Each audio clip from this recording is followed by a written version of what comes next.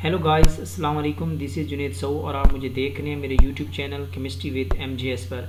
Students, आज आपके साथ शेयर करने जा रहा हूँ लाहौर सेंटर के इंटरव्यूज़ जो कि फ़ीमेल कैंडिडेट्स के इंटरव्यू आज कंडक्ट हुए हैं। बहुत शॉर्ट इंटरव्यूज़ आज हुए हैं, 2-3 मिनट का एक इंटरव्यू हुआ है और लेकिन इंटरेस्टिंग और इन्फॉर्मेटिव क्वेश्चन पूछे गए हैं। इंशाल्लाह नेक्स्ट वीडियो में आपके साथ ये भी शेयर करूँगा कि शॉर्ट और लेंथ इंटरव्यू में क्या डिफरेंस होता है और इसका इंटरव्यू स्कोर पे क्या इम्पैक्ट होता है, तो ये मैं आपके साथ कंप्लीट शेयर करूँगा। तो स्टार्ट करते हैं आज के इंटरव्यूज़। यहाँ जो चेयरमैन की तरफ से क्वेश्चन पूछे गया फर्स्ट कैंडिडेट से, welcome to PPSC, and then पूछा गया what are you doing nowadays, and then subject expert जो क्वेश्चन पूछे गए कि what is difference between nucleophile and electrophile. Nucleophile electron loving होता है, न्यूक्लियस लविंग होता है। इलेक्ट्रोफाइल जो होता है इलेक्ट्रॉन लविंग होता है। न्यूक्लियोफाइल के पास इलेक्ट्रॉन रिच होते हैं, बहुत ज़्यादा इलेक्ट्रॉन होते हैं। ये इलेक्ट्रोनेगेटिव स्पीशीज़ होती है और इसके ऊपर लॉन पेयर्स होते हैं, वो भी न्यूक्लियोफाइल होता है। और इलेक्ट्रोफाइल पॉजिटिव चार्ज स्पीशीज़ होती है और ये न्यूट्रल भी होता है। न्यूक्लियोफाइल भी न्यूट्रल हो सकता है। ये कुछ डिफरेंस हैं इसमें। ये न्यूक्लियोफाइल इलेक्ट्रोफिलिक सेंटर पे हमेशा अटैक करता है और इलेक्ट्रोफाइल जो है ये न्यूक्लियोफिलिक सेंटर पे हमेशा अटैक करता है। देन पूछा गया what is difference between nucleophile and base. ये बहुत सारे स्टैंडर्ड से ये क्वेश्चन पूछा जा चुका है, मोस्टली रिपीटेड क्वेश्चन है। Nucleophile and base, nucleophile base हम उस वक्त कहते हैं जब वो इलेक्ट्रॉन रिच स्पीशीज किसी प्रोटॉन को एक्सेप्ट करती है, तो then it is known as base. और अगर ये इलेक्ट्रोफिलिक सेंटर पे अटैक करती है तो then it is known as generally nucleophile कहा जाता है इसको। देन पूछेंगे what are the addition reactions and elimination reaction. Addition reactions उन सबस्ट्रेट में होता है जिनके पास अनसैचुरेशन होती है, लाइक अल्कीन है, अल्काइन है। इसके अलावा एरोमेटिक कंपाउंड्स हैं जिस तरह बेंजीन है, वो भी एडिशन रिएक्शन शो करती है लेकिन डिफ़िकल्ट शो करती है। और इसके अलावा जो कार्बोनाइल कंपाउंड्स हैं वो भी एडिशन रिएक्शन शो करते हैं। इस तरह एलिमिनेशन रिएक्शंस जो होता है ये मोस्टली पॉसिबल होता है अल्काइल हैलाइड में, और अल्कोहल्स में मोस्टली एलिमिनेशन रिएक्शन होता है। और इसमें से जो फॉर्मेशन होती है वो अल्कीन की फॉर्मेशन हो रही होती है, अल्फा बीटा एलिमिनेशन भी जिसको कहा जाता है। एंड देन पूछा गया क्वेश्चन सब्जेक्ट्स, पहले क्वेश्चन पूछा गया what is your research topic, आपका रिसर्च टॉपिक कौन सा है। देन पूछा गया व्हाट इज़ टीएमएस। टीएमएस क्या है, देखें जो टीएमएस है it is known as tetramethylsilane. इसको कहा जाता है टेट्रा मिथाइल सिलेन कहा जाता है। This is the standard use in the NMR. ये प्रोटॉन एनएमआर और कार्बन 13 एनएमआर में एज ए स्टैंडर्ड लिया जाता है और सैंपल में ऐड किया जाता है। और इसको ये जो केमिकल शिफ्ट की वैल्यू है हर प्रोटॉन को इसके साथ कंपेयर करवाया जाता है। इसको क्यों एज ए स्टैंडर्ड लिया जाता है, because this is the most shielded system और इसकी जो केमिकल शिफ्ट की वैल्यू है वो 0 होती है। और इसके पास जो है वो 12 नंबर ऑफ प्रोटॉन होते हैं जो कि केमिकली इक्विवेलेंट होते हैं और इनकी सेम केमिकल शिफ्ट की वैल्यू होती है 0 पे। और अगर हम इसकी स्ट्रक्चर की बात करें तो ये इस तरह इसकी स्ट्रक्चर होती है। 4 methyl groups are surrounded by the silicon. This is the structure of TMS. और इसके अलावा इसकी एक और प्रॉपर्टी है, this is the low boiling liquid. ये लो बॉइलिंग लिक्विड भी है जिससे आप अपने सैंपल को ईजीली सेपरेट भी करवा सकते हैं। What is the freezing mixture. Freezing mixture ये वो मिक्सचर होता है जो किसी भी सब्सटेंस का जो फ्रीजिंग पॉइंट है, टेम्परेचर है, वो फ्रीजिंग पॉइंट से भी कम कर देता है, डिक्रीज़ कर देता है, लेस दैन 0। जिस तरह आइसक्रीम में हम क्या करते हैं, उसके मेल्टिंग पॉइंट को रिड्यूस करने के लिए हम फ्रीजिंग मिक्सचर ऐड करते हैं। जनरली हम इसमें यूज़ करते हैं सॉल्ट यूज़ करते हैं, सॉल्ट यूज़ कर लेते हैं या ड्राई आइस आप यूज़ कर ले सकते हैं। और इसके अलावा समटाइम अल्कोहल भी यूज़ की जाती है, ये भी एज आ फ्रीजिंग मिक्सचर यूज़ करते हैं। ये क्या करते हैं, इसका जो मैकेनिज़्म है ये फ्रीजिंग पॉइंट को डिक्रीज़ कर देता है और उसका मेल्टिंग पॉइंट जो होता है वो कम हो जाता है और इजीली मेल्ट नहीं होता। What is difference between chemically and magnetically equivalent proton. क्या होते हैं, देखें जो केमिकली इक्विवेलेंट प्रोटॉन होते हैं they give the same chemical shift. इसकी भी केमिकल शिफ्ट की वैल्यू सेम होती है और मैग्नेटिकली इक्विवेलेंट की भी एक केमिकल जो इन्वायरमेंट होता है इसका भी सेम होता है, इसका भी जो केमिकल इन्वायरमेंट होता है वो भी सेम होता है। लेकिन इस केस में जो केमिकल इन्वायरमेंट होता है, मैग्नेटिकली इक्विवेलेंट प्रोटॉन्स होते हैं, इनकी जो जे कपलिंग की वैल्यू होती है जिसको हम कहते हैं कि कपलिंग कांस्टेंट की वैल्यू होती है वो सेम होती है। ऐसे प्रोटॉन जिनकी जे वैल्यू सेम होती है वो मैग्नेटिकली इक्विवेलेंट प्रोटॉन होते हैं। और इस तरह इनका इन्वायरमेंट, दोनों के केस में इन्वायरमेंट जो होता है वो सेम ही होता है। और इनके एग्जांपल आप देख लीजिएगा, देन ये था जी शॉर्ट इंटरव्यू जो कि इस कैंडिडेट से पूछे गए हैं इंटरव्यूज़। सेकंड इंटरव्यू आपके साथ शेयर करने जा रहा हूँ जो कि चेयरमैन के क्वेश्चन पूछा गया what is the meaning of your name, and then पूछा गया सब्जेक्ट एक्सपर्ट की तरफ से जो क्वेश्चन पूछे गए what is mass spectroscopy. Mass spectroscopy क्या होती है? जो मास स्पेक्ट्रोस्कोपी को जनरली हम मास के केस में, एमएस के केस में मास स्पेक्ट्रोमीट्री इसको कहते हैं, और स्पेक्ट्रोस्कोपिक टेक्निक इसको इसलिए कहा जाता है क्योंकि इसमें हमें स्पेक्ट्रम की फॉर्म में इंफॉर्मेशन मिलती है, इसलिए इसको स्पेक्ट्रोस्कोपिक टेक्निक कहा जाता है। जनरली इसमें इसको जो वर्ड यूज़ करते हैं मास स्पेक्ट्रोमीट्री का वर्ड यूज़ करते हैं because in this there is no electromagnetic radiations are use as compare to the other spectroscopic technique जिनमें हम mass spectro electromagnetic radiation use करते हैं। देन पूछा गया what is your research topic के बारे में पूछा गया, एंड देन पूछा गया what is difference between urea and thiourea. Urea में कार्बोनाइल ग्रुप होता है एंड देन 2 अमीन ग्रुप लगे होते हैं, जबकि थायोयूरिया में ऑक्सीजन की जगह पे सल्फर ग्रुप होता है, थायो ग्रुप लगा होता है। इनकी स्ट्रक्चर अगर आप मैं यहाँ ड्रॉ करवाऊँ C+O NH2, this is the structure of urea NH2। और अगर थायोयूरिया की अगर हम बात करें C+S NH2, this is the structure of thiourea and this is the organometallic compound.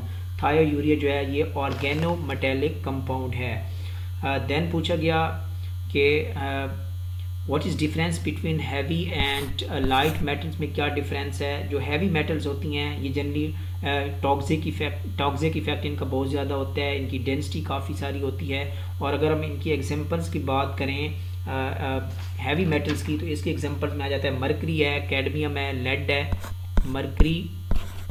Mercury, cadmium, lead, arsenic, chromium, these are the heavy metals.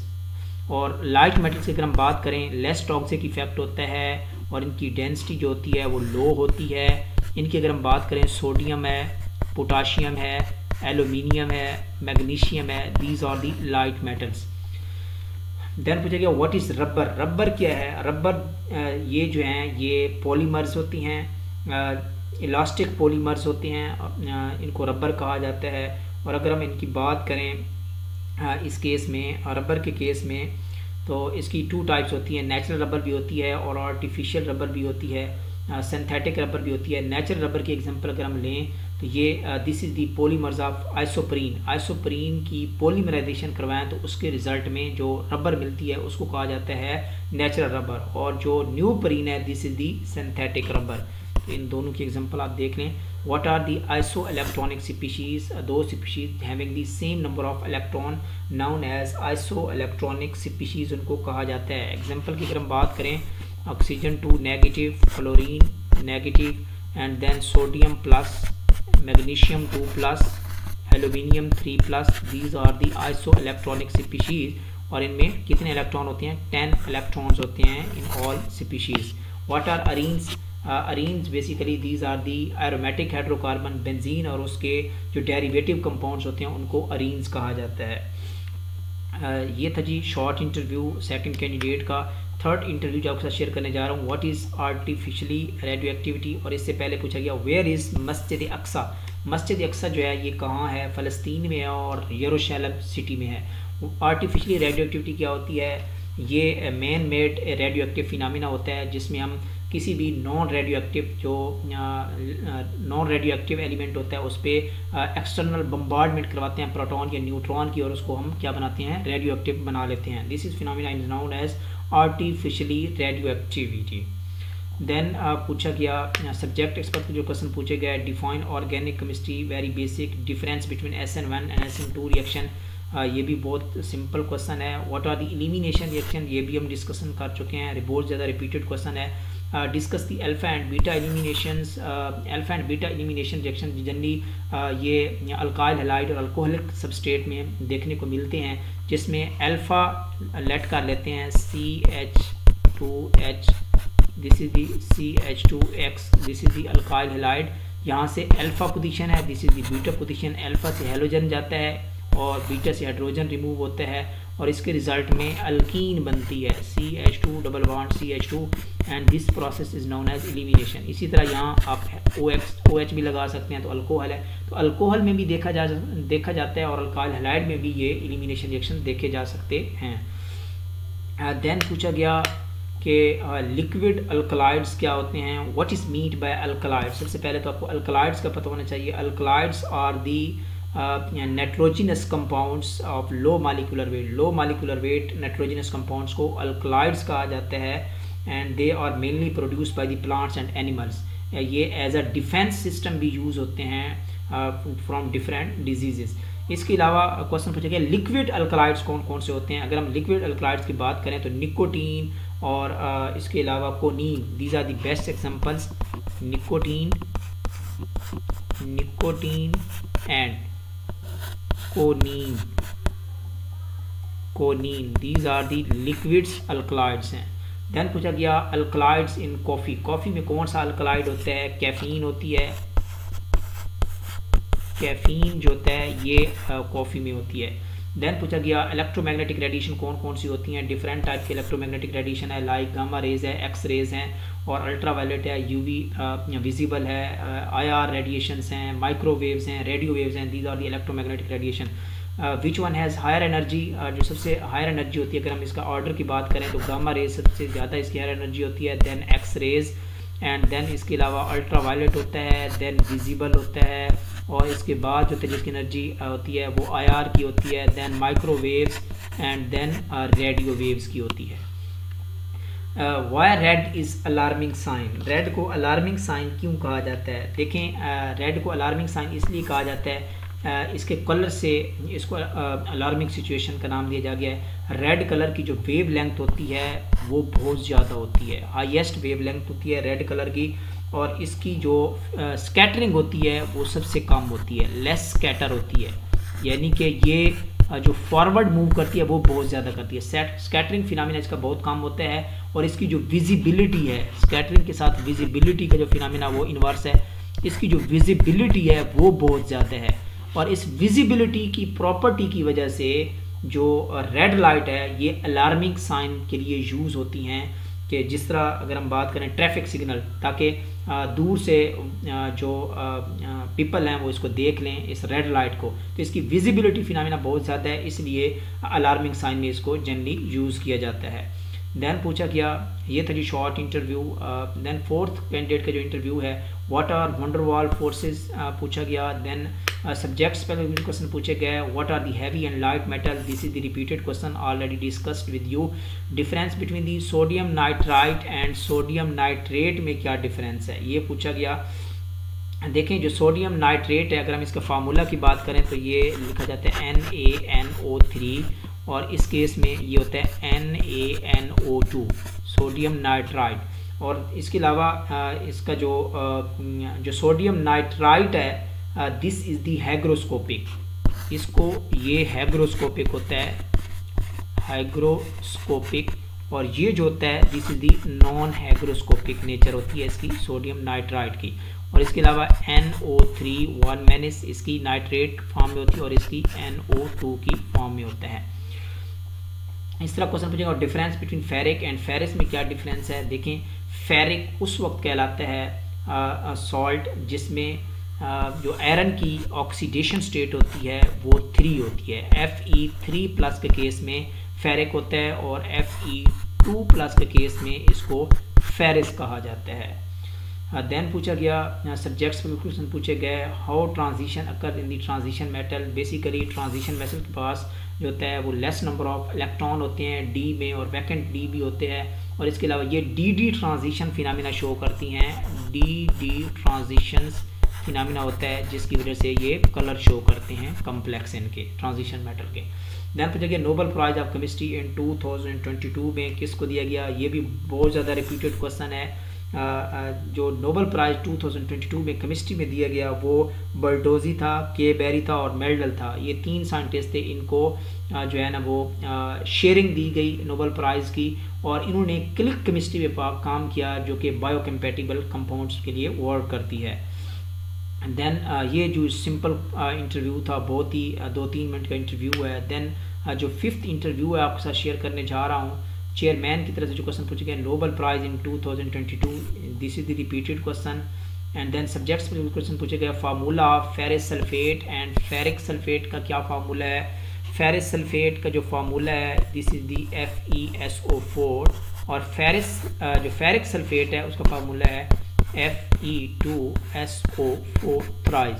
इस case में इसकी जो ऑक्सीडेशन स्टेट है +3 है, और इस केस में जो आयरन की ऑक्सीडेशन स्टेट है +2 है। इसको फेरिस कहा जाता है और +3 वाली को फेरिक कहा जाता है। देन पूछा गया सोडियम नाइट्रेट और सोडियम नाइट्राइट, इनका क्या फार्मूला है, ऑलरेडी डिस्कस कर चुका हूँ। सोडियम नाइट्रेट NaNO3 और सोडियम नाइट्रेट जो है NaNO2। देन पूछा गया एग्जांपल्स ऑफ एम्फोटेरिक ऑक्साइड की क्या एग्जांपल्स हैं। देखें वेनेडियम के जो ऑक्साइड होते हैं वो भी एम्फोटेरिक हैं, जर्मीनियम के, एंटीमनी, जिंक के, बेरिलियम, एल्यूमिनियम, दीज ऑक्साइड्स और दी एम्फोटेरिक ऑक्साइड। लाइक एग्जांपल अगर हम दे दें तो beryllium oxide, aluminium oxide Al2O3, vanadium pentoxide ये भी एम्फोटेरिक ऑक्साइड है, और इसके अलावा बेरिलियम ऑक्साइड BeO ये भी एम्फोटेरिक ऑक्साइड है, और इस तरह लेड के ऑक्साइड जो होते हैं ये भी एम्फोटेरिक ऑक्साइड में आ जाते हैं। ये law use in the IR and UV। IR और UV में जो हम लॉ यूज़ करते हैं, UV में जनरली हम लैम्बर्ट बेयर लॉ यूज़ करते हैं, और IR में हम हुक्स लॉ यूज़ करते हैं, जो कि हुक्स लॉ के अकॉर्डिंग ये लॉ यूज़ होता है, और ये वाइब्रेशनल फ्रिक्वेंसी के लिए यूज़ होता है। तो ये थी जी आज के क्वेश्चन 5 डिफरेंट इंटरव्यूज़ जो मैंने आपके साथ शेयर किए हैं। तो इन इंटरव्यू को नोट कर लें क्वेश्चंस को और प्रिपेयर कर लें। इंशाल्लाह जो नेक्स्ट वीडियो मेरी होगी वो इंशाल्लाह मैं आपके साथ ये शेयर करूँगा कि इंटरव्यू में बेस्ट स्कोर्स किस तरह ऑब्टेन किए जा सकते हैं, कौन कौन सी ऐसे जो एलिमेंट्स हैं जो इंटरव्यू के लिए बहुत ज़्यादा अहम है, कि इंटरव्यू की लेंथ शॉर्ट और लेंथ इंटरव्यू का भी क्या इम्पैक्ट होता है, पर्सनैलिटी का क्या इम्पैक्ट होता है, और प्रोनाउंसिएशंस का क्या इफ़ेक्ट होता है, और स्किल्स क्या होती हैं, इनका भी क्या इंटरव्यू के स्कोर्स पे इम्पैक्ट होता है। तो इंशाल्लाह नेक्स्ट वीडियो मेरी इसी पे होगी। तो अपना ख्याल रखिएगा। अल्लाह हाफिज़।